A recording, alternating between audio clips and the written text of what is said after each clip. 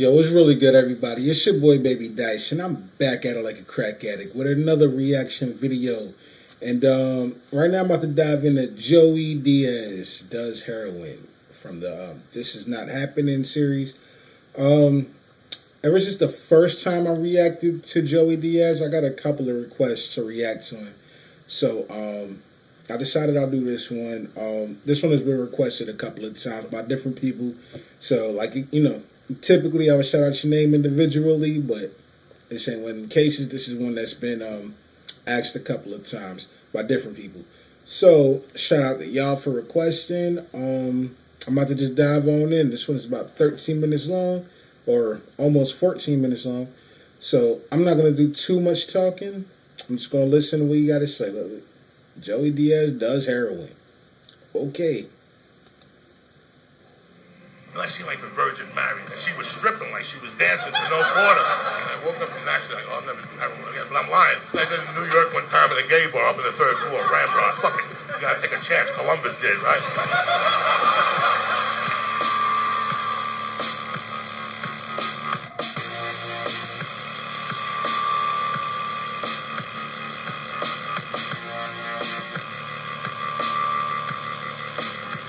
Welcome to This Is Not Happening presents One Crazy Night. So this is what we do. We're a bunch of comedians tell stories about a similar subject. So this is just one crazy night. Ladies and gentlemen, my friend and yours, Mr. Joey Diaz, everybody.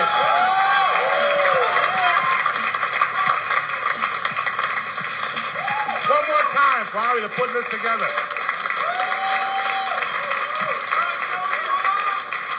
We're all messed up, you know. Like half of the motherfuckers in here have been all fucked up, all right? And something's always fucking us up. For me, it was 30 years of just drugs. And no fucking JK here. We got down, bitch. All right, so when he called me up and he's like, hey, I want you to do the story, I did like, I got high, right? I smoked a joint, right? And I made like a drug tombstone, right? Like acid, you know, 79 to like 85. And then I did like Quaaludes, you know, 80 to 87, and you know, THC crystal. And then I did blow for a long time. Towards the end, in 2005, I was fucked up, and I really wanted to quit. I wanted to quit at the 25-year mark. You follow me? But I couldn't do it. Like once I hit that centennial, I had to fucking do something. But I had too much pride to go to a rehab. There was a rehab on Hollywood Boulevard next to Roebeck. I went down there for like a week under an alias, but then they started snooping around. I had to get the fuck out of there, right? In the old days, you could push an alias like a motherfucker. After 9/11, it's tough out there for a pimp. You know? So fuck it. They started at Jose what? Fuck you, motherfucker. It's fucking anonymous. What's with the questions, motherfucker? So, I'd done heroin before, right? Like when I was like 17, I stole this thing with Didi Quintero, this little fucking crazy Cuban kid. We stole like this thing where you put dish. Whatever he's about to say, don't do drugs, y'all. Don't do them. I mean, you know, weed or whatever, like, whatever, okay? Don't do heroin. Or meth or nothing crazy like that. It's just ridiculous. I have no idea where he's going with this. I don't know. But I'm just, disclaimer. Don't do that shit, man. Like, that's just crazy. It was brand new. The people left it in front of the people's houses. Me and Diddy picked it up and walked 5 blocks to gun to Brown's house. If you ask me again, I'll knock you down, right? This fucking guy, he was like the neighborhood loan shark. Like, if you stole something, he'd buy it from you. So I go over there, and I'm like, you know, I want to sell you this. He's like, you drop it off and come back in 2 hours. He was like Tony Iommi, the guitar player from Black Sabbath. And he always entered the door with a robe with his underwear showing, like the fucking dude in Boogie Nights. He was creepy, but not really. You know what I'm saying? He was creepy, you had to but take not a really. chance at this motherfucker, right? So he goes, come back in 2 hours. I go in there, we're rocking, we're talking shit, right? He goes, I got you $60. Said he's like, hang out, man. I want to do business and hang out with you. You seem like a cool dude. So I'm sitting there. He's like, you want to do some heroin? At the time, I had done everything, right? Like, you know, coke. I had done like Tumenols. I had done like THC crystal, a.k.a. gorilla biscuits, a.k.a. fucking elephant tranquilizers. So I'm like, fuck That's it. crazy. At this time, I was a fucked up kid. You know, I had no direction. I said, fuck it, I'll do the heroin, right? And I did this gag with this white Chinese fucking heroin. I heard like Chinese music in the background. Ding, ding, diggity, ding. Ding, ding, diggity, ding. I do this thing, all of a sudden, it's like the fucking room starts spinning. and I got to puke, and I puke, and I pass out, and I think I'm dead. But I heard, like, No Quarter by Jimmy Page, the live shit, live from the Garden. And that's how I knew I was alive. So I got up on my hands and knees, and I sat with the puke on my face, and fucking Jimmy was blasting. At the 5-minute mark, if you listen to that, the song is the same. Fucking Jimmy Page drops it like a fucking soldier. Especially when you're on heroin. You get the tingles up and down your back, right? And it was on. I felt that heroin, the warmth from God. Like, that's what it is. Your balls are warm. You want to come, but it don't matter. You know what I'm saying? Like, you want to come, but fuck it. It wouldn't be good enough as the warmth you're feeling in your body, my ears. And I could see all these, like, I wasn't hallucinating, but it was so warm. I was feeling like I seen every woman that I ever seen in my life and made contact with. Not sex. I was too young for that. Like, I seen the lunch lady there, Mrs. Sabatino. I seen the lady who gave me birth, you follow me, who smacked me in the ass. I seen the fucking nun who I tackled in the 4th grade. I seen all these bitches in this fucking dream. I seen my mother. Then I seen like the Virgin Mary, and that's when I knew I was fucked up. And she was stripping like she was dancing to No Quarter. And that's fucked up right there, right? And I had already made my confirmation. I was fucked up right there. I was fractured as a Catholic already at that age, right? So that was it. When I woke up from that shit, I go, I'll never do heroin again. But I'm lying. I did it again in the halfway house in 94, right? And I did it in New York one time at a gay bar up on the 3rd floor, Ramrod. That's what you do when you're up there. Fuck it. You gotta take a chance. Columbus did, right? You gotta do heroin at a gay bar. Fuck it. That's how you know and shit. You go over there dancing, looking at the gay dudes and shit. Driving them fucking bananas and shit, anyway. Okay. So it's 2005. I'm living in Hollywood and I'm doing a fucking gram of blow a night sometimes. That was like a bad night. By 8 o'clock every night, I'd be watching TV, and I get this pain in my fucking soul. And I get, my bones would hurt. I couldn't hear the TV. Like, I wanted to watch something on TV, and I couldn't. And I get in my car, and I take the ATM. I lived on Schrader, and I go all the way to Sunset and fucking Hollywood Rouse. Rock and Roll Rouse is an ATM right there. And I swear to my fucking mother's grave, I wouldn't stop for a red light. I didn't give a fuck. I didn't give a fuck. I parked right in front of it, put my hazard lights on, fucking like a doctor. Without a handicap stick, I don't give a fuck. I take out $60, and right there I called a drug dealer. I had a couple of them. The Armenian only came on the weekends. The black guy was there every night, and the Mexican motherfucker was there like 4 nights a week, depending on what shift he was working. So I knew all their shifts and shit. So I would go buy a gram, go home, do it in the fucking garage, go upstairs, make believe I was shitting and jerk off in the bathroom and look out the fucking window. That was the extent of my fucking addiction at the time. Then at 2 o'clock when it'd wear off, I called another drug dealer so they wouldn't know my addiction. Right? Now, was I going to go to a fucking rehab? Fuck no. So I'm talking to a buddy of mine one day. After 9/11, he moved back to Newark. I go, so you living with your mother? He's like 40-something. I go, so do you still do heroin? He goes like, fuck you, every night. He goes, I cop down in Newark. I cop $7 bags of heroin. I go, send me a couple. Now, you ever have a conversation with somebody?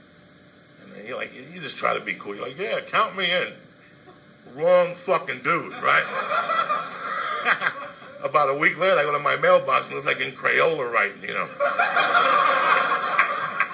Like Joey, Coco, he spelled Coco wrong with 2 K's. Shit. Diaz, right? I'm like, what the fuck? No return address, right? I take it upstairs, I open it, and there they are, 3 little fucking bags of H. White, that Chinese shit that the terrorists are bringing in like a motherfucker by the dayload with a picture of Obama on it, balls ass naked, smoking a joint and shit, with a white chick licking his fucking nuts like a doctor. Right? So I'm like, fuck it. So I'm doing the blow every night, so this Monday night I go, fuck it, tonight's a different night. I'm doing like a little line as H. And I usually, what I would do, I was fucking crazy. My girlfriend's great. She don't get high, so I would trick. I go, you got to go to bed, dog. You got to get 8 hours. What? You're at that age. You need every fucking... Don't worry about me. I'm a fucking comedian. This is what I do. You got to go to bed right now. But while all this was going on, there was a cat population growing in my backyard. And I had already adopted 3 of these little motherfuckers, right? And then the problem was they had 2. They had the mama who was a dirty whore. And then they had 2 big cats that were slinging dick like, you know. They had the Siamese, the war. I called him the samurai. He had big black balls. And he was Siamese. I'm not kidding you. When he'd walk all fucked up. Like, this guy fucking meant it. Never talked to me. 9 years. Never took a lobster. Nothing. He was a soldier. He just stared me down. Fuck you, bitch. My fucking love, cocksucker, all right? Then there was the black and white one who was a big cat. And they were both fucking mamas. So she kept having kittens. And then they would kill the kittens so she would stop ovulating and get back to fucking. This is how serious these motherfucking cats were, right? Now, how did I learn about this? I did some reading on the internet. When you're doing coke, you stay up late night. And you do investigate. You follow me? So she had the kittens, and they were beautiful. There were 3 Siamese kittens, and this one black and white dirty motherfucker, right? But the 3 Siameses, it's 2 girls and a boy, DJ. DJ was the best little cat in the world. They lived outside, and I'd step out my backyard, and I go, DJ, and he'd come fucking running like a superhero. And the 2 little girls would come, and then that super bad, this little black and white would come, and they would all hang out around me. But super bad, the black and white one would take DJ and take him up trees and shit, and take him off the territory. Would take him on Selma by the YMCA, and I have to get super bad. Going, what is this? I'm gonna fucking kill you, cocksucker, right? And I caught myself, even though I love the cats, I never put a hit on a cat. But in my mind, I'm like, I'm gonna fucking kill this little fucking cat, right? I'm serious. And I love cats, don't get me wrong, but you know those cats that just get on your last fucking nerve. And you don't know how to do it, but you love animals too much, so you know you're just bullshitting yourself. So I'm like, one day he's just gonna get hit by a truck or something. Fucking that little cocksucker. Don't hang with him no more, DJ. And I was just waiting to bring DJ upstairs, and I had a chick that was gonna take the 2 Siameses and then fuck Superbad. I didn't know what the hell was gonna happen to Superbad, right? So my addiction's getting worse and worse. And one night I get home, my wife is fucking, at the time she was my girlfriend, she's crying. And she's like, the fucking cat's outside, they're gonna die. I go, what are you talking about? So we got the 2 girls, we brought them to the vet, and she adopted them out through Petco. And then I go, what are you going to do with Superbad, that fucking mutt, and DJ, my baby? And she goes, well, I'm going to bring him up. And I go, leave Superbad outside. Just leave him the fuck outside. That's how much I hated Superbad. So I go out one night, and my rule was, people, this is how fucked up in my addicted mind. My rule was never to do coke in the house. It was bad luck. I'm so sorry. Hold on. None of that matters. I'm going to take it back a little bit. My bad, y'all. I'm going to do a Superbad, that fucking mutt, and DJ, my baby. And she goes, well, I'm going to bring him up. And I go, leave Superbad outside. Just leave him the fuck outside. That's how much I hated Superbad. So I go out one night, and my rule was, people, this is how fucked up in my addicted mind. My rule was never to do coke in the house. It was bad luck. I would always do it in the car, so by the time I got upstairs, I had a shit, and I'd run into the bathroom and hide. You follow me? That was the fucking plan. I had a plan. I was an organized cocaine type of motherfucker, right? So this... I'm sorry. I love our city, and I want to restore professionalism and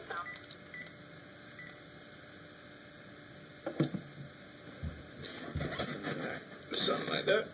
Tonight, something happened. I had to go to the bathroom. I didn't have time. I ran upstairs.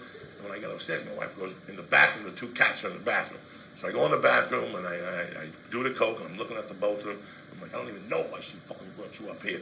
And I go back outside, and I do the coke, and I probably got some more. I don't know the whole fucking story. And I went to bed. And when I got up, my wife woke me up in the middle of the night. She goes, hey, I just want to tell you that fucking DJ died.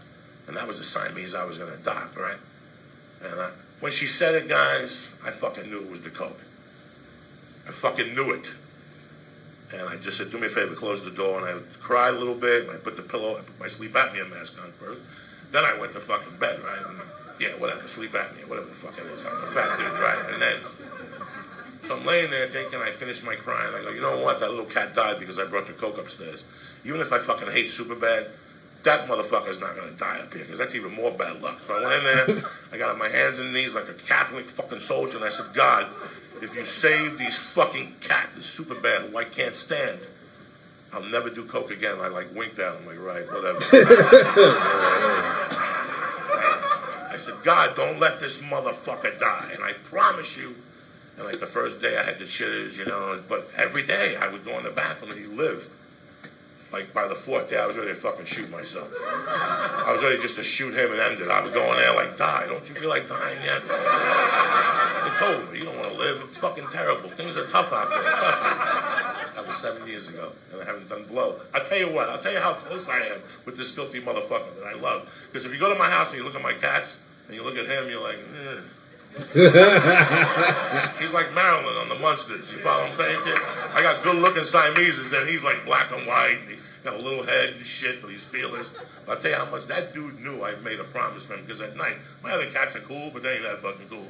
But at night, when I go in to my bedroom, I take my slippers off, I put my sleep apnea mask on, I put the fan on, and I lay down, and I pick the blanket up, and I go, super bad. And wherever the fuck this motherfucker is, you hear like, boom, you hear him hit the door, and he jumps next to me, and I put the blanket over him, and that's the end of the fucking night. He's still there, cocksuckers. Stay black. Thank Ari Shafir. One more time.